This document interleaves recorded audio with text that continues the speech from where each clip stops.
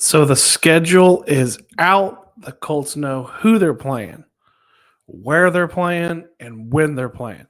We're going to talk about it, break it down on this, the Horsing Around podcast.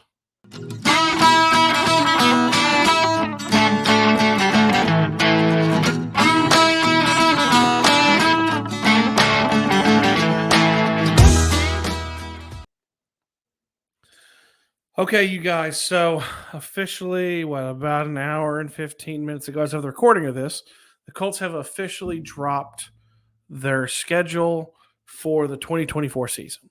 And we're kind of going to take a look at it, right? Like we're going to kind of go through it and see what we think. So we want to kind of go week by week. So we're going to kind of start with week 1 and see what you guys think.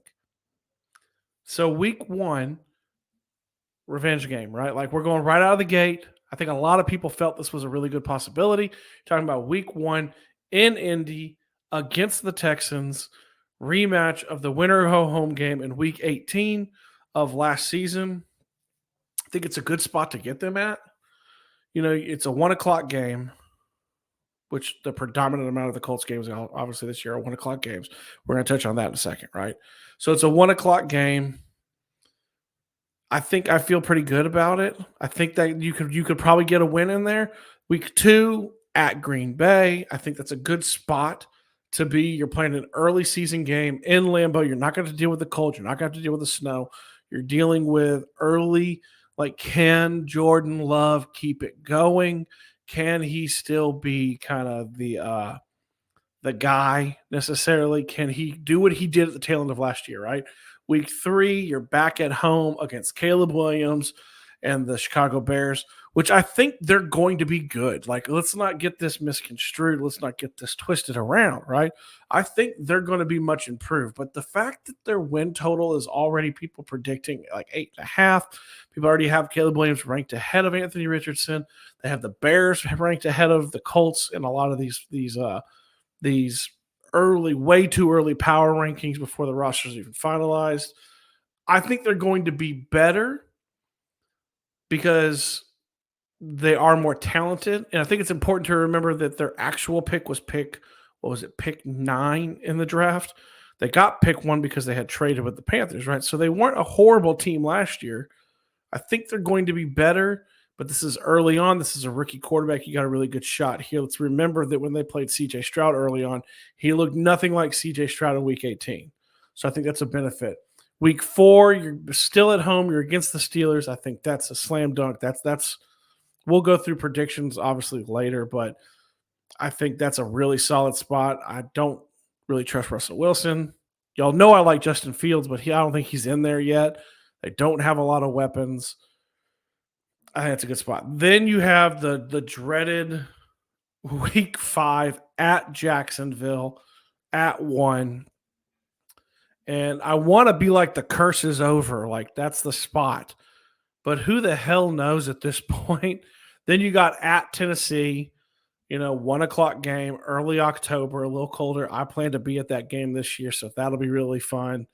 Week 7, you have back at home against Miami in a 1:00 game. That's going to be interesting. You've got a high-flying Dolphins offense that I don't foresee being any less high-flying than they were last year. And they're coming to Indy, and it's not like we have a home field advantage against a hot temperature team, a warm weather team. You're coming to a dome. That's going to be really interesting to see with that. Week 8, you're going to Houston at 1. Week 9, you're going to Minnesota at 1. I think that's one of those ones you earmark thinking J.J. McCarthy's probably playing by then. That should be a really interesting one. Week 10, back home against Buffalo, right? At a 1. That's going to be an interesting one. Josh Allen, but he's lost a lot of weapons by week 10. Has he figured it out? Has he figured out who he has and what he has to work with? I really like Keon Coleman in that offense. It'll be really interesting to see where they're sitting. Week 11 at the Jets. First time. That's a primetime game. 8:20. Only primetime game that the Colts got as of what we know, right? 8:20 at the Jets. Is Aaron Rodgers still upright? Is Aaron Rodgers still Aaron Rodgers? That's kind of an interesting spot to be catching the Jets. Week 12 back home against the Lions at 1. Week 13 at New England at 1. You're probably facing a rookie quarterback there. Then you got your bye week. And a lot of people, I've seen a lot of complaints about the bye week in 14, in week 14. I don't know how I feel, but it gets you kind of a reboot going into the final 4 weeks of the season, which looking, and we'll go over these, very winnable games across the board, right? You have at Denver at 425, so the late window. You have home against Tennessee. You have at the Giants, who I don't think the Giants are very good. And you have at home against the Jags. 4 very winnable games to push, and you're going to be kind of getting that recharge coming off of that New England game with the bye week. What do y'all think of this? Like I look at it and at a gut reaction, like at a, oh, I'm just glancing through. I'm gonna count for you. Like I count, we're gonna go sunshine and roses coming out my bum, right? We're gonna go 1, 2, we're gonna go Houston win. We're gonna go Green Bay win. We're gonna go Chicago win. We're going to go Pittsburgh win. And because I'm even a little bit of a realist, let's say we're going to go Jags loss. That's 4-1. We're going to go win at Tennessee because no matter what happens with Will Levis, we tend to flip back and forth and we tend to win at Tennessee and lose at home. So that's 5-1. We're going to go loss to Miami. That's 5-2. At Houston, loss. That's 5-3. Okay. At Minnesota, win. That's 6-3. Buffalo, 6-4. Jets. I'm going to say they're the Jets that we know. 7-4. Detroit, 7-5. New England, 8-5. Denver, 9-5. Tennessee, I'm going to sweep. Come at me, Titans fans. 10-5. Giants, 11-5. Jags, 12-5. Am I insane? Probably right now. And we'll obviously look at this as the season goes on and be able to kind of get a better idea as the offseason goes. But, man, I look at this. We're coming off of a 9-8 season. I look at this schedule and I go, man, why not 10, 11, 12 wins? Why not? You know, you could make an argument and say, well, they're not going to sweep Tennessee. Okay, so that's 11 wins. You could make an argument and say they're not going to beat the Jets. Maybe Aaron Rodgers is the man. That's 10 wins. That's an improvement from last year, and you're probably in the playoffs, right? So sunshine and roses, that's what I see. Now let's go skeptical. Let's go the fact that I don't love this, right? My boy Landon Oliver from the Blue Stable, who I adore. He's been on the show before. He pointed out this great thing. The Colts have one primetime game. One. The Jets got 6. Seattle and Atlanta got 4. The Bears, Giants, and Chargers all got 3. Okay? I think the Titans got 2. And somebody's told him, they said, well, you got to win home games to be in primetime games. The Jets losing record, Seattle losing record, Atlanta losing record, Bears losing record, Giants losing record, and Chargers losing record.